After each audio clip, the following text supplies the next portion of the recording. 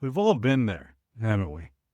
That place of deep but wrenching pain, for the silence from heaven feels absolutely deafening. Into that silence, we're often handed a simple, well-meaning explanation. God is just testing your faith. It's a line we've all heard, and maybe we've even said it ourselves. It's meant to be a comfort, to put a reason to the unreasonable suffering we're facing. But if we're being honest, doesn't that explanation sometimes feel a little hollow? It can feel like we're being told a loving father is piling the weight on our shoulders just to see if we'll break. And that can leave us feeling more isolated than ever before. Hey, welcome to the Redeployed. This channel is about helping wounded men, veterans, and leaders find God in the real trenches of life. I've walked through combat, PTSD, ministry burnout, betrayal, and silence that nearly broke me. And I discovered that in my pain, God wasn't testing me. He was speaking to me. And He's speaking to you too.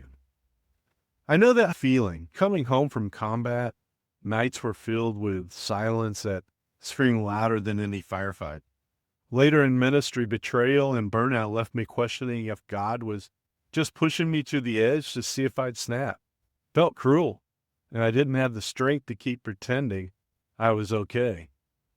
That's when I began to realize maybe the pain wasn't a test at all. Maybe it was a conversation. But what if that's not the whole story? What if that well-meaning advice is actually causing us to miss the most profound message God ever speaks? What if in our deepest suffering, God isn't just testing us, He's trying to talk to us? C.S. Lewis famously wrote that God whispers to us in our pleasure, speaks in our conscience, but shouts in our pain.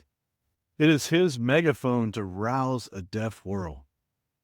Today we're going to lean into that shout. We're going to learn how to actually hear what He's saying when life hurts the most. Now, let's be clear. The idea of our faith being tested is absolutely biblical. The Bible is full of stories of trials and perseverance. But when we boil down every instance of profound hardship, sickness, loss, betrayal, to nothing more than a pass-fail exam, we risk completely misunderstanding God's heart. This way of thinking can accidentally paint God as this distant clinical examiner who's more interested in our performance than He is in our pain. It creates a transactional relationship. If I can just endure this well enough, I'll get a good grade. But what happens when we don't feel like we're passing? What happens when the pain makes us doubt or get angry or feel like our faith is shattering into a million pieces? Does that mean we fail? This is where a worldly view sees only chaos. Without God, suffering is just a cruel, random interruption of our happiness. It's a glitch in the system, a meaningless tragedy we should avoid at all costs. But the Christian faith offers a radically different perspective. It gives suffering a profound, transformative purpose. It has the audacity to suggest that our pain isn't pointless and that God isn't absent. In fact, our pain is often the very place where He does His deepest work. The problem isn't that God allows hardship. The problem is that we've been taught to see it as a final exam, when really it's the start of a sacred conversation. Let's try to reframe this. What if we stopped seeing our suffering as a divine test and started seeing it as a divine dialogue? What if our moment of greatest weakness are actually the moments where we can hear God most clearly? This isn't just a nice thought, it's a foundational truth of our faith. The Apostle Paul, a man who knew a thing or two about suffering, wrote about this exact thing.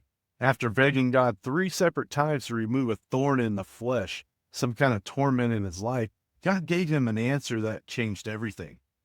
In 2 Corinthians 12:9, God said to him, "My grace is sufficient for you, for my power is made perfect in weakness." Just let that sink in for a moment. God's power isn't just there. Despite our weakness, it is made perfect in it. It's in those moments when we have nothing left, when we are completely vulnerable and have used up all our own resources, that His strength is put on full display. Our pain, our struggle, our weakness, it's not a roadblock to God's power. It's the very stage where his power shines the brightest. When C.S. Lewis called pain God's megaphone, he was nailing this idea. In the comfortable seasons of our lives, God's voice can be a whisper, easily drowned out by the noise of our own success and self-reliance.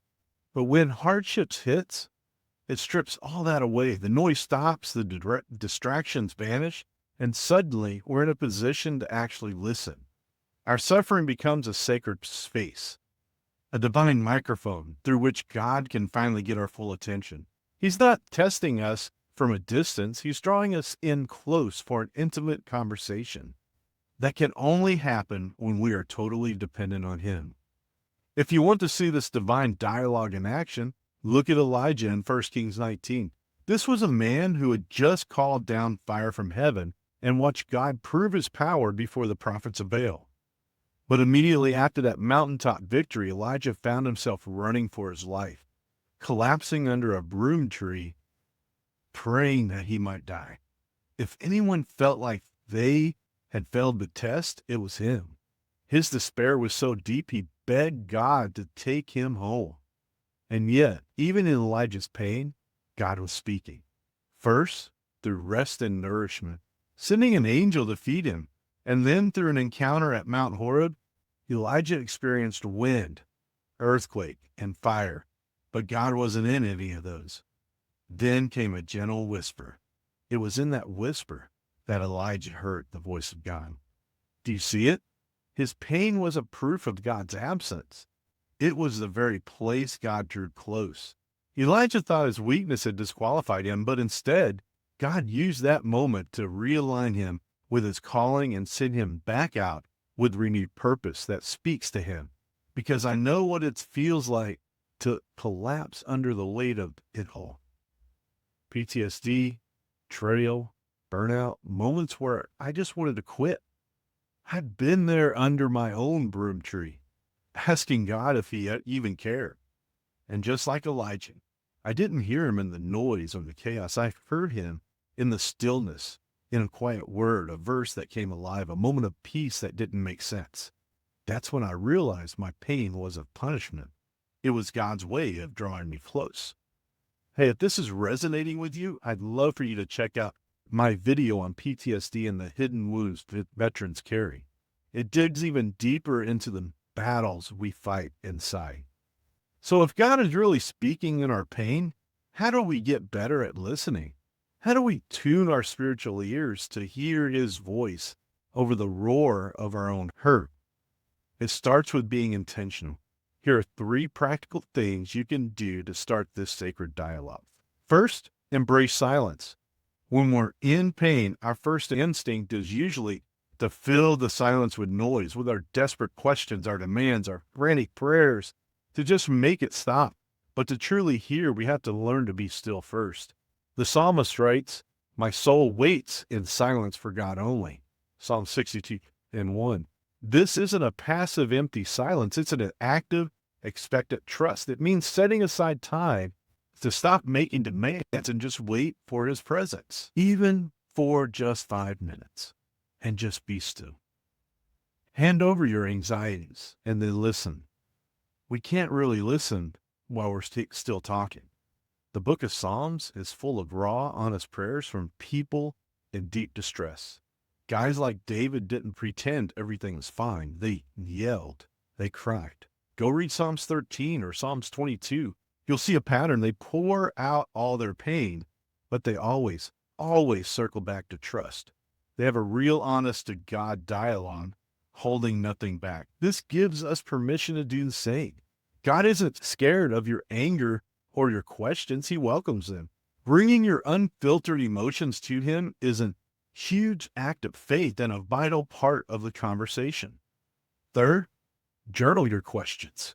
There is something powerful about the act of writing that brings clarity. Get a notebook and just write down your questions for God. Don't censor yourself. God, where are you? Why is this happening? Do you even care? The process of putting your pain and questions on paper can help quiet the storm in your head and open your heart to his response. The answer often doesn't come in a booming voice, but has a subtle shift in your perspective, a sense of peace that doesn't make sense, or a Bible verse that suddenly lights up when you reading. That is God speaking back. The promise of our faith was never that life would be easy. The promise is that no pain is wasted. Your suffering isn't proof that God has walked away. It's proof that he's leaning in close. Every tear, every long night, every "God, where are you?" is an invitation into a deeper, more personal conversation with the Father who loves you. He isn't standing at a distance, clipboard in hand, grading your performance. He is Emmanuel, God with us, right there in the fire, right there in the silence, right there in the breaking. He comforts us so that one day we can comfort others with the same hope we've received. So hear me. This isn't just a test. This is a dialogue. God is shaping you. He's using the very thing you thought would crush you to build in you something unshakable. The pain is real, but the purpose is greater. The trial is temporary, but the glory it produces will echo into eternity. If this message spoke to you, don't just click away, take a step. Hey, subscribe so you don't fight your battles alone. This is a brotherhood. Share this with someone who needs to know God is speaking in their pain. And in the comments, tell me about a time you heard God in the middle of your struggle. Your story of hope. Your story may be the hope someone else desperately needs. Because you're not forgotten. You're not disqualified. You're being shaped. Never forget this promise from Romans 8:18. I consider that our present sufferings are not worth comparing with the glory that will be revealed in us. And if you want to understand how God uses battles to forge leaders, watch my video on why he gives his toughest battles to his best leaders. Before you go, hit that subscribe, stay connected. This is a brotherhood, and you don't have to fight your battles alone. And remember, you're not disqualified, you're being redeployed.